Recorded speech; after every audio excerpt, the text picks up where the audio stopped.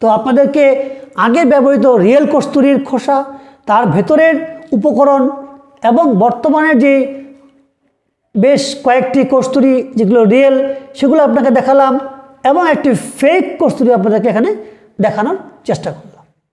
আসসালামু আলাইকুম ওয়া রাহমাতুল্লাহি ওয়া বারাকাতুহু। সম্মানিত সুধী, আশা করি আপনারা সকলে ভালো আছেন। প্রাকৃতিক উপায় অবলম্বনের মাধ্যমে কিভাবে সুস্থ জীবনযাপন করা যায় সে বিষয়ে আপনাদের সঙ্গে ধারাবাহিকভাবে আলোচনা বা কথোপকথন হয়ে আসছিল। বিবিধ ব্যস্ততার কারণে সেই ধারাবাহিকতায় কিছুটা ছেদ পড়েছিল।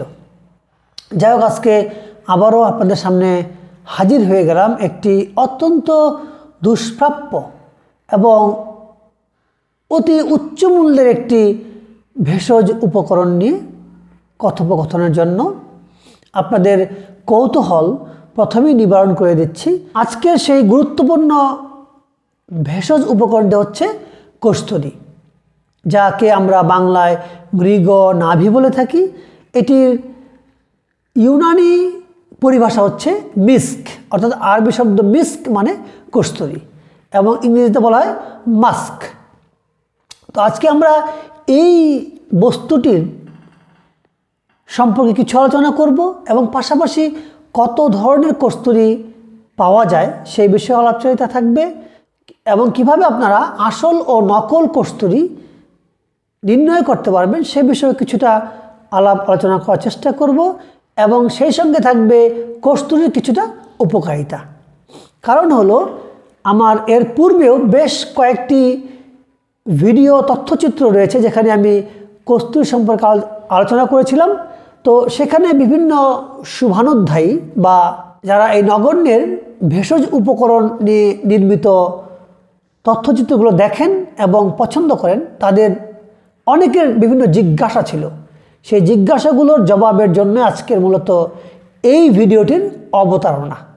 তো চলুন সময় নষ্ট না করে আমরা জেনে নেই কস্তুরী সম্পর্কে আরও কিছু নতুন নতুন তথ্য। কস্তুরী বা মৃগনাভি এটা এক বিশেষ প্রজাতির হরিণ থেকে উৎপন্ন হয়, অর্থাৎ মস্কাস মস্টিফেরাস নামক যে হরিণটি রয়েছে এটি সাধারণত পাহাড়ের একটা সার্টেন উচ্চতায় বসবাস করে, অর্থাৎ প্রায় ৮,০০০ ফিট উচ্চতার যে পাহাড় তার উপরে এই সকল হরিণদের বসবাস।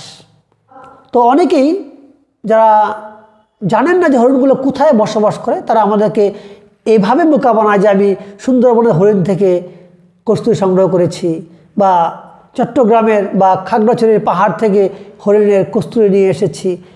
তখনই বুঝে নেবেন যে আসলে যিনি নিয়ে এসছেন তিনি আপনাকে প্রতারিত করতে যাচ্ছেন। তো এই যে হরিণগুলো মস্কাস মস্টিফেরাস, এই হরিণের যে পুরুষ হরিণ আছে তাদের প্রজননকালীন সময়ে তারা নারী হরিণদেরকে আকৃষ্ট করার জন্য তাদের যৌনাঙ্গের কাছাকাছি একটি গ্ল্যান্ড তৈরি হয়।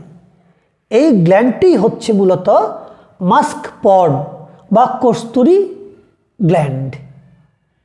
আর এই কস্তুরী যখন ওখানে উৎপন্ন হয় তখন এর ঘ্রাণে নারী হরিণরা এদিকে আকৃষ্ট হয় এবং তাদের দৈহিক মিলনের মাধ্যমে নতুন সন্তান পৃথিবীতে আগমন করে। তো এই তো জেনে নিলাম যে কস্তুরী মূলত কী জিনিস। এবার আসুন, এই কস্তুরী কত প্রকার। উপমহাদেশীয় প্রাচীন ভেষজ বিজ্ঞানীদের মতে কস্তুরী মূলত 3 প্রকার। একটি হচ্ছে কামরূপ বা আসামি কস্তুরী, অপরটি হচ্ছে নেপালি কস্তুরী এবং তৃতীয়টি হচ্ছে কাশ্মীরি কস্তুরী। তো উনাদের ভাষ্য মতো সর্বোৎকৃষ্ট কস্তুরী হচ্ছে কামরূপ বা আসামি কস্তুরী, দ্বিতীয় গ্রেডের কস্তুরী হচ্ছে নেপালি কস্তুরী এবং সবচেয়ে নিম্নমানের কস্তুরী হচ্ছে কাশ্মীরি কস্তুরী। যাই হোক, এছাড়াও আপনাদের জ্ঞাতার্থে জানিয়ে রাখছি আরও বেশ কিছু দেশে কস্তুরী হরিণ রয়েছে এবং সেই হরিণগুলোতেও কস্তুরী উৎপন্ন হয়, কিন্তু ওগুলো খুবই নিম্নমানের। যেমন চীন এবং চীনেরই একটি প্রদেশ তিব্বত, সেখানেও কস্তুরী হরিণে কস্তুরী উৎপন্ন হয়। আবার মঙ্গোলিয়ান কস্তুরী পাওয়া যায়, যেটাকে কাবারডাইন কস্তুরী বলা হয়, সেটিও নিম্নমানের। এবং রাশিয়ার উত্তরাংশে অর্থাৎ সাইবেরিয়ান রিজিয়নেও এই জাতীয় হরিণ পাওয়া যায় এবং সেখানেও এই হরিণগুলোতে কস্তুরী উৎপন্ন হয়। কিন্তু আপনাদেরকে আগেই বললাম যে এই কস্তুরীগুলো মোটেই উন্নত মানের কস্তুরী না। তো কস্তুরী কেন ব্যয়বহুল? কস্তুরী দিয়ে মূলত পারফিউম তৈরি করা হয় এবং আপনারা জানেন যে ফ্রান্সের পারফিউম জগৎ বিখ্যাত। তো এই সকল পারফিউম উৎপাদনকারী প্রতিষ্ঠান তারা কিন্তু কস্তুরী সংগ্রহে বেশ আগ্রহী।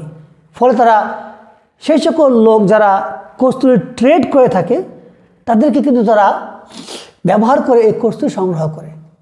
আর এই ট্রেডাররা বা সংগ্রাহক অর্থাৎ সংগ্রহকারীগণ অধিক মুনাফার লাভে এই প্রজাতির হরিণকে নির্বিচারে হত্যা করছে কস্তুরী পাওয়ার জন্য, যার জন্য বন্যপ্রাণী আইনে কিন্তু এখন কস্তুরী বেশ নিষিদ্ধ।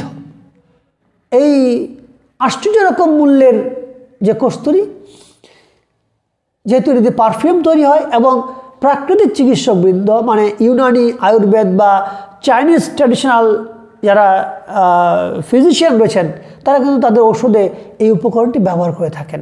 সাধারণত নার্ভাইন টনিক হিসেবে কস্তুরীর খুবই এফেক্টিভ ফলাফল রয়েছে।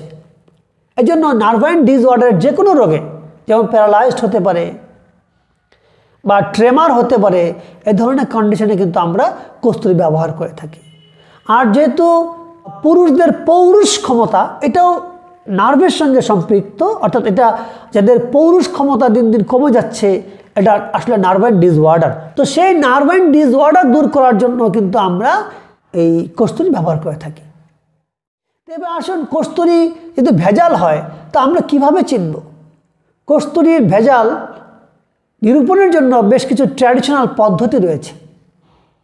এর একটি হচ্ছে যে কস্তুরী পট থেকে সামান্য কস্তুরী নিয়ে যদি আমরা ছোট্ট একটি গ্লাসের পানির মধ্যে ছেড়ে দিই তাহলে এটা গলবে না।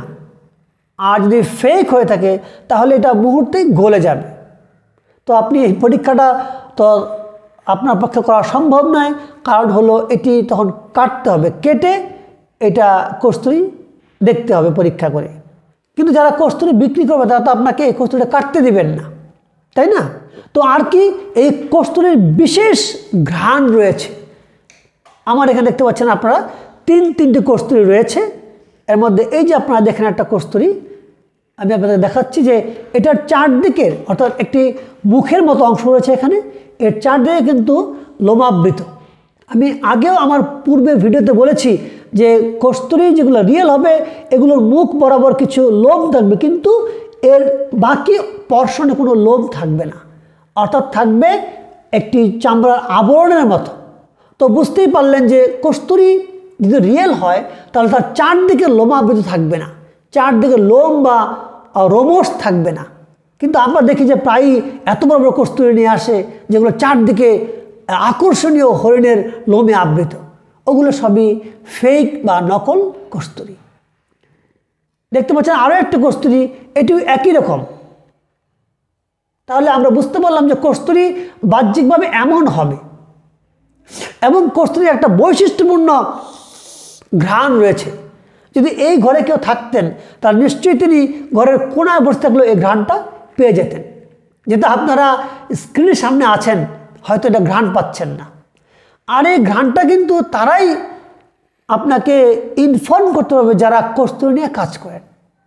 অর্থাৎ একজন কস্তুরী এক্সপার্টই কিন্তু আপনার এই বৈশিষ্ট্যমণ্ডিত ঘ্রাণটা সে উপলব্ধি করতে পারবে। এবং আপনিও যদি কয়েকবার এটিকে আপনার দেখার সুযোগ হয়, স্পর্শ করার সুযোগ হয়, তাহলে আপনারও এই ঘ্রাণটি আপনার মেমোরিতে থেকে যাবে। অনেক সময় এই ঘ্রাণ আর্টিফিশিয়াল তৈরি করা হয়, কাজে ঘ্রাণ শোকার মাধ্যমেই একটি রিয়েল কস্তুরী বলা যাবে না। এজন্য আরও কিছু পার্শিয়াল এক্সাম আপনাদেরকে বললাম যে ওই পরীক্ষাটা করতে হবে। এছাড়া আর কী করা যায়? প্রাচীন ইউনানি আয়ুর্বেদ ফিজিশিয়ানরা তারা হিং নামক একটি ভেষজ রয়েছে এবং রসুন, এই দুইটার মাধ্যমে পরীক্ষা করে থাকেন যে এটা কি রিয়েল নাকি ফেক।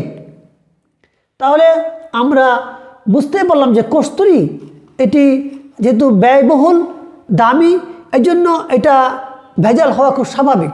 আর আপনাকে অবশ্যই একজন দক্ষ, একজন অভিজ্ঞ কস্তুরী বিশেষজ্ঞের মাধ্যমে কিন্তু আপনাকে রিয়েল অ্যান্ড ফেক ডিফারেন্সটা করতে হবে। আবার দেখতে পাচ্ছেন আরেকটি কস্তুরী একেবারেই আঞ্জির ফলের মতো চ্যাপ্টা হয়ে আছে, শুকনো আঞ্জিরের মতো। এটাও কিন্তু একটি ভেজাল কস্তুরি, এটাও আমার হাতে এসে পৌঁছেছে। তো এটি একটি ভেজাল কস্তুরি, এটা হিং দিয়ে পরীক্ষা করা হয়েছে। এবার আপনাদের দেখাচ্ছি পূর্বের যে আমার ব্যবহৃত কস্তুরি, তার একটি খোসা আপনাদের দেখাচ্ছি। দেখলে আপনারা বুঝতে পারবেন চমৎকার খোসার। এটি প্রায় 7-8 বছর পূর্বের একটি কস্তুরি, কিন্তু এখনও যে ঘ্রাণ, এটা পট থেকে খুললেই ঘ্রাণ পুরো রুম ছড়িয়ে যায়। এবং আপনারা দেখুন এখানে সেই আগের মতোই রয়েছে, এই যে সামান্য কিছু লোম আর সুন্দর একটি মুখের মতো অংশ রয়েছে। তো আপনারা হয়তো এই সামাজিক যোগাযোগ মাধ্যমে অনেকের কস্তুরির ভিডিও দেখবেন। তো আপনাদের কাছে রিকোয়েস্ট থাকবে যে একজন দক্ষ, একজন এক্সপিরিয়েন্সড পার্সন যিনি কস্তুরি নিয়ে কাজ করেন, তার সঙ্গে পরামর্শ করেই সেটি সংগ্রহ করবেন বা আপনারা ব্যবহার করার চেষ্টা করবেন।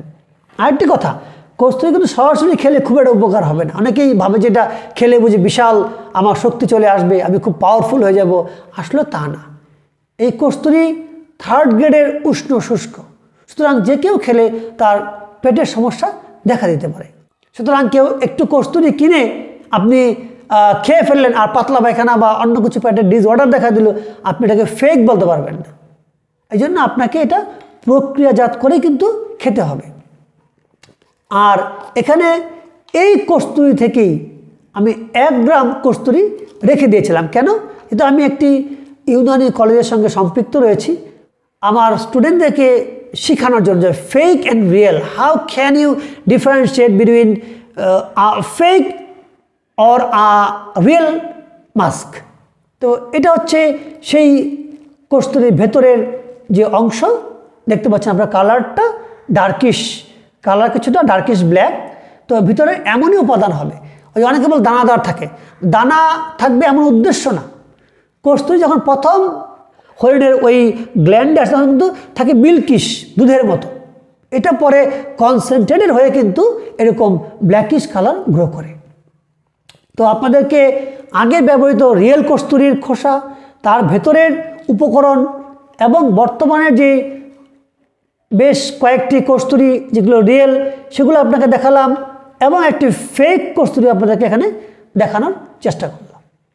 তো যাই হোক, যদি এই প্রদর্শনের মাধ্যমে বা এই আমার তথ্যচিত্রের মাধ্যমে যদি আপনাদের উপকার হয়ে থাকে, সেটাই আমার কাম্য। অনেকের প্রশ্নের বিভিন্ন প্রশ্ন ছিল, সেই প্রশ্নগুলোর উত্তর দেওয়ার চেষ্টা করেছি। আর অনেকে মূল্যের কথা জিজ্ঞেস করেছেন, যেহেতু এটা দিনকে দিন রেয়ার হয়ে যাচ্ছে, এর মূল্য দিনকে দিন বেড়ে যাচ্ছে। তো আপনাদের যদি আসলে উপকার হয়ে থাকে, তাহলে এটা আমি আমার জন্য বেশ অনেক বড় পাওনা। আপনারা সকলে ভালো থাকবেন। আবার যদি সুযোগ হয়, আবারও কোনো একটি ভিডিও নিয়ে আপনাদের সামনে হাজির হব। সে পর্যন্ত আল্লাহ হাফেজ।